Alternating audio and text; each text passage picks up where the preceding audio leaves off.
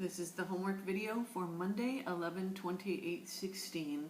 You need to make sure that you copy all the work for these problems down, and there will be some secret things that I tell you, so you need to make sure you're listening to the video as well so that you can write those things down. Okay, here we go. So we're doing problem 3 from the homework problems from 4.1. And it says Jada, Lynn, and Elena ran in a race, but none of them reached the finish line. Lynn ran 5 times as far as Jada before she stopped. Elena stopped 1 kilometer before the finish line, and she ran 3 kilometers less than twice the distance Lynn ran. If the 3 of them ran 21 kilometers, how long was the race?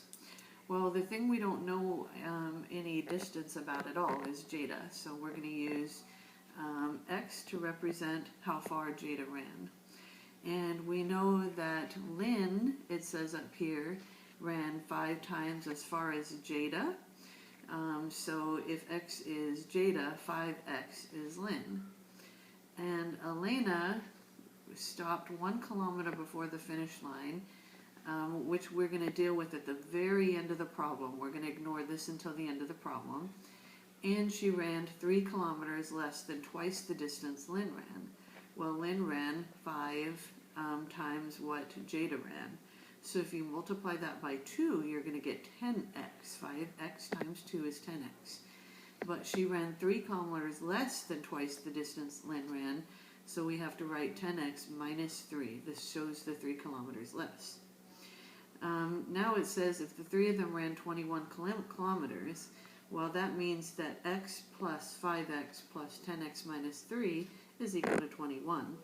You can combine like terms. X plus 10x is 11x, and 11x plus 5x is 16x. So now we have 16x minus 3 equals 21.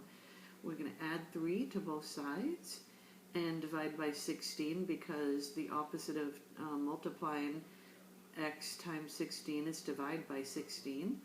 And when we do that, we get x equals 1.5. Now that's Jada's distance. We have to find out how long the race was.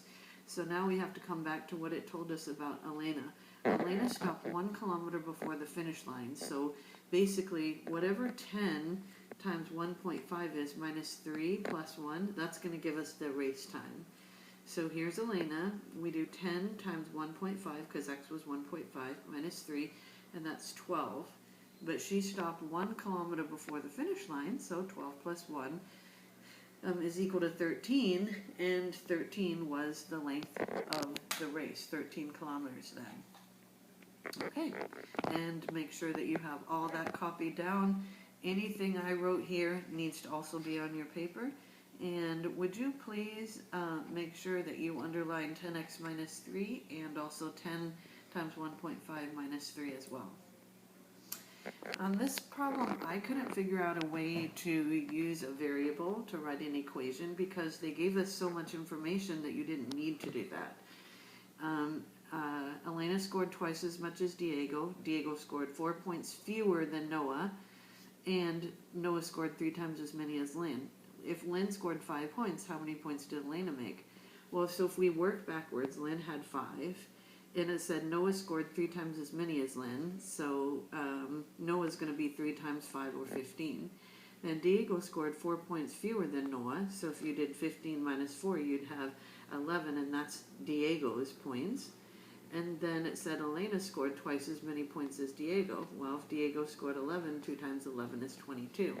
And I really can't think of any other way to solve that problem. Make sure that you have each one of those people's points written down, including how I got the 15 and how I got the 11 and how I got the 22. If it's on this page written by me, it should be written by you as well on your paper. Number 5.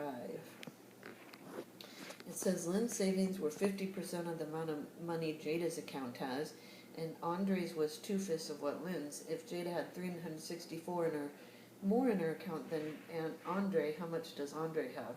Well, we don't know how much money is in Jada's account, but we do know some things about her money. So I'm going to use, I'm going to use X for the amount of money in Jada's account. Now it tells me that Lynn's savings account had 50% of the amount of money as Jada's. So if Jada's is X, then Lynn is 0.5X. It says Andre had 2/5 of what Lynn has, so then Andre's would be 2/5 times 0.5X. And if Jada has 364 more in her account than Andre, how much does Andre have in her account? So what I did is this 2/5 times the 0.5 represents the amount of money in Andre's account.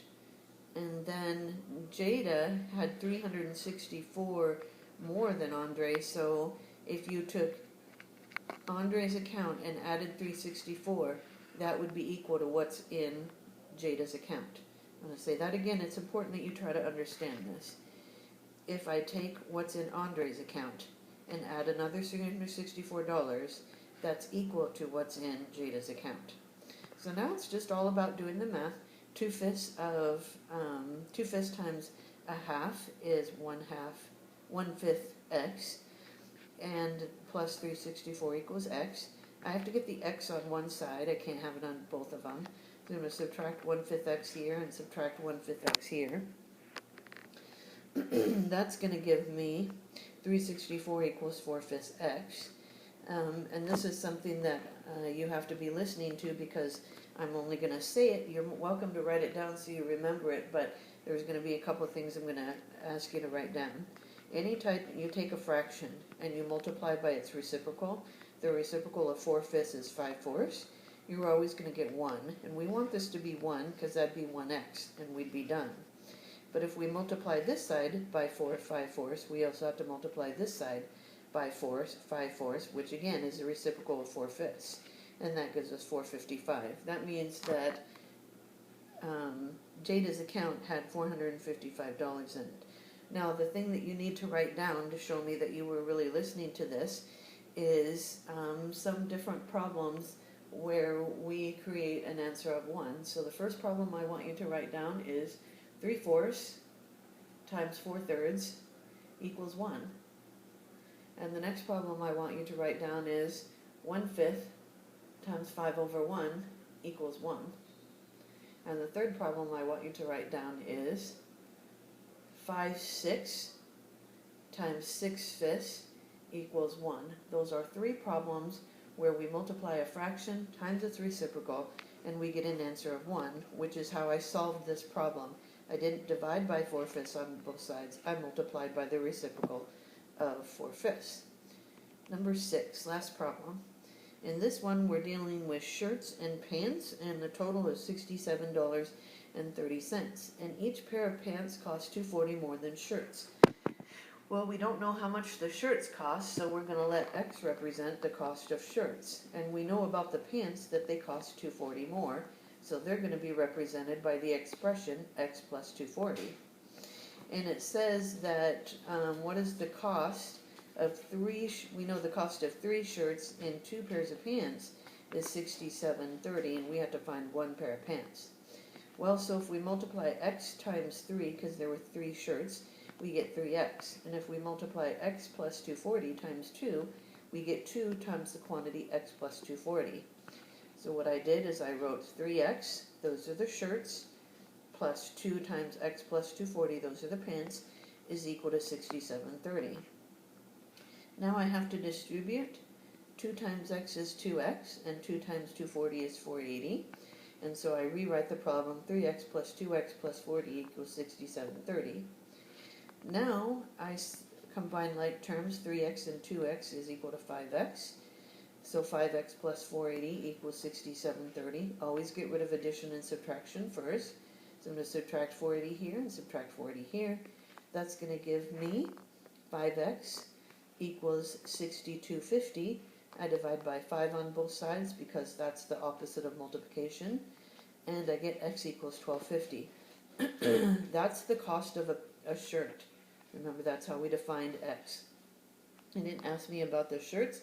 It asked me about the pants. Well, the pants are $2.40 more. So now I have to go $12.50 plus $2.40. And that gives me $14.90. And $14.90 is the cost of 1 pair of pants. Okay, that's all for tonight. Hope you have a good night, and I'll see you tomorrow.